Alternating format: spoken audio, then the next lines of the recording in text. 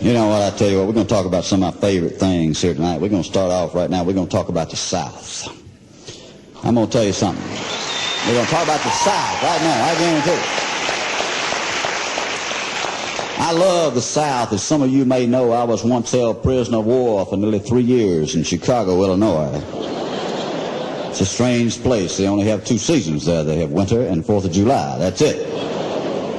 And I left and I came back to Atlanta and I began to write about the South. And I still write about it. You know what's strange? Every time I write a column about how much I love the South, I get 100 letters wanting to know, why do you hate Yankees? I don't hate Yankees. I have a friend that hates them.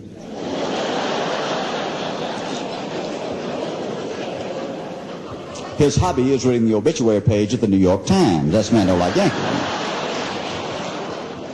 But hey, we know what's going on. There's more Yankees in Atlanta now than was when Sherman come through, you know. They all live in Dunwoody and they drive Volvos.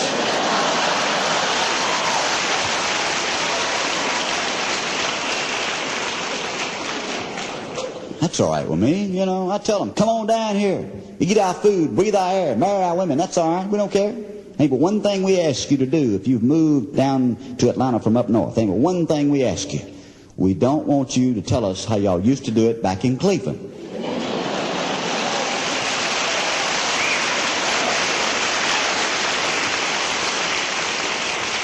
We don't care. You know what I'm saying? Always tell them you don't like it down here. Delta's ready when you are, I guarantee you. Have you back in Cleveland by evening if that's where you want to go. There remains a great chasm of misunderstanding between people from the North and people from the South, you know. And you know what it all boils down to? It all boils down to language. Yankees think we talk funny. God talks like we do.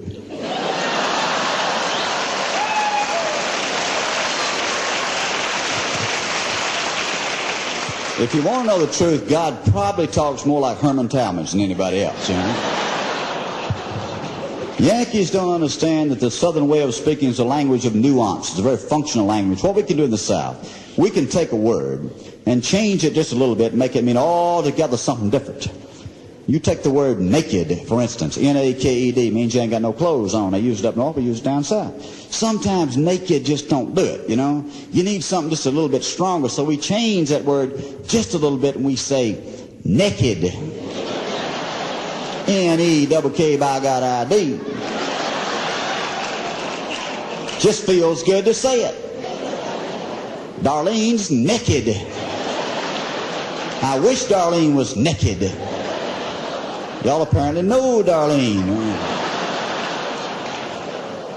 But there's a difference between those 2 words, really. Naked means you ain't got no clothes on. Naked means you ain't got no clothes on and you up to something. Vanessa Williams was naked.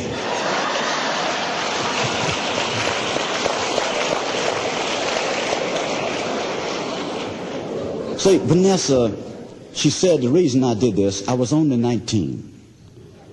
I don't know where y'all from. Where I'm from. 19 is old enough to know whether or not to take your britches off. I guarantee you. You know, look.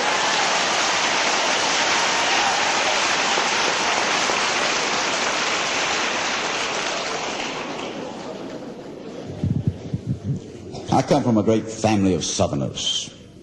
My great-great-grandfather, General Beauregard Grizzard, during the Civil War, was in charge of keeping Yankees out of Miami Beach.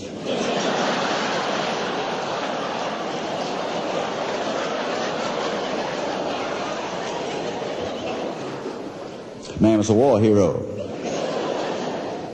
He had 4 horses and 2 Red Cross nurses shot out from under him during the battles.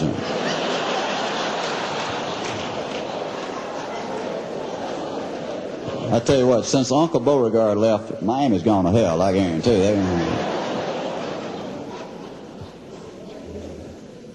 you. General Sherman leaving Atlanta, 1865, after he burned it down. He's going out I-20.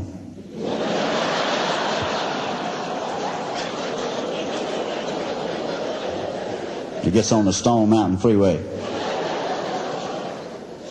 He gets just outside of Stone Mountain, got 125,000 Yankee soldiers behind him. They're going by Stone Mountain. Suddenly they hear a voice. And they look up on top of Stone Mountain. There's one lone Confederate soldier standing on top of Stone Mountain, got his saber drawn. And he's talking real nasty to them, saying ugly things to the Yankees. And General Sherman calls a halt to his crowd, and he said, listen, we got to get this guy off here. It's bad public relations for us. Hell, we got CBS News with us, USA Today. Said, who's the toughest man in the outfit? They said, a fellow named Swartz from Minnesota is the toughest man we got. He said, send Swartz up there, get that Confederate off of there. Swartz goes to the top of Stone Mountain.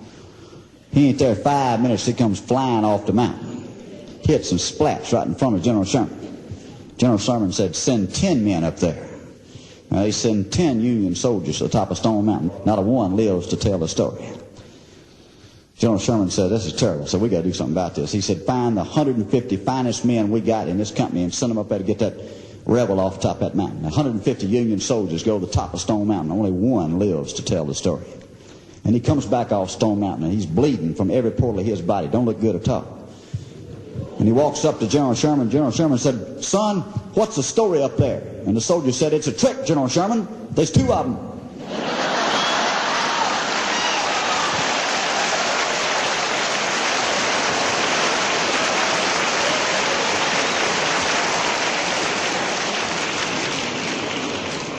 Yankees ain't real sure how smart we are.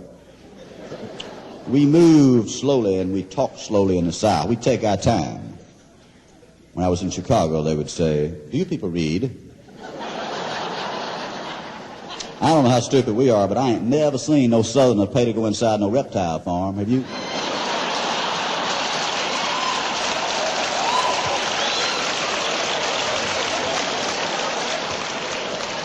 Wouldn't be no reptile farms if it wasn't for Yankees, I guarantee you. I grew up down on Highway 27, down in Coweta County, Georgia. Every summer, every Yankee on earth come down through there on his way to Panama City, Florida. Driving them big old black Buicks with the holes in the side. Remember them? We had Lucky Joe's reptile farm right there in the middle of Moreland. Them Yankees come wheeling down 27 to see Lucky Joe's and hit the brakes, and all of them had the little head of a dog, the back dog's eyes would light up and hit the brake. Old dog's head would do like this, I mean, Yankees can be tacky, quite frankly, I must face it. They can be tacky.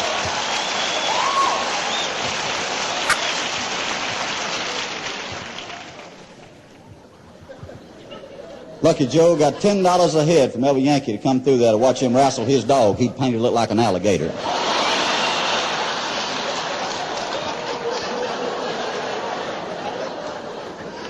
Coming up next is the part of the program I hate the most because I always offend a lot of people here. I'm going to talk about college football. Bless you, my brother. Now, before we start, before we start this, y'all know where I went to school. You know where my allegiance is. I'm Bulldog born, I'm Bulldog bred, and when I die, I'll be by God Bulldog dead, okay? You know that. So let's just start with that, okay? You know, I was sports of the Chicago Sun-Times one time. And I could go anywhere to any ball game in the world, get in free. And one day I decided I'd go over and see the Ohio State-Michigan game. Big rivalry up in there. And I went to it. I was not impressed. It reminded me of two mules fighting over a turnip. I mean, who cares? They ain't serious as we are. See, it's a way of life with us, I was sitting over there with Dorsey Hill, world's greatest University of Georgia fan, a couple of years ago. Dorsey believes if you're good in life and you die, you go to Vince Dooley's house. He's convinced of that. Dorsey hates the other schools. He absolutely hates them. He don't like Clemson. Do we have any Clemson people here? I got nothing against Clemson. I saw Auburn with a lake. Dorsey hates Clemson. He told me the other day, he said, the co-eds are so ugly at Clemson, when the cheerleaders run on the field up there, everybody stands up and says, how about them dogs?